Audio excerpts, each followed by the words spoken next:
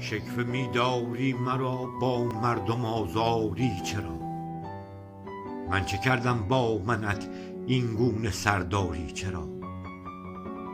از چراهایی که آوردم به روی ماه تو، در جوابم با شغب صد فتنه می باری چرا؟ باریم سر را و داری دیده را باران اشک، از تلال اشک داری خون دل جاری چرا؟ جان به استغنای غیرت در حضورت دم زند، تو در استفتای عقلت داریم خاری چرا؟ خار چشم بد نظر دارم شعوذات سخن، گو چرا بر منکرات دیده سرخاری چرا؟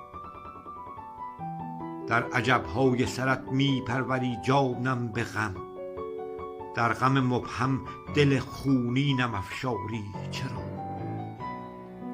من تو را یعصوب گشتم تا رقیبم ننگرد، در حریمت وزوزم را جایم انگاری چرا؟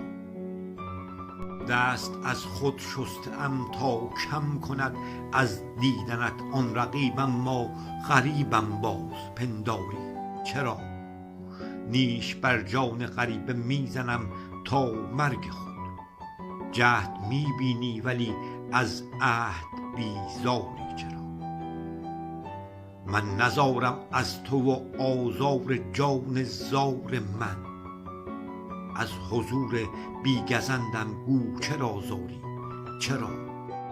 میخلانم خار بر دل زار جانم نشنوی، با جنونم عشق جانم را در انکاری چرا؟ از تو انکارهای آشکار و کار ناز، دانمت آزار طالب را در اصراری چرا؟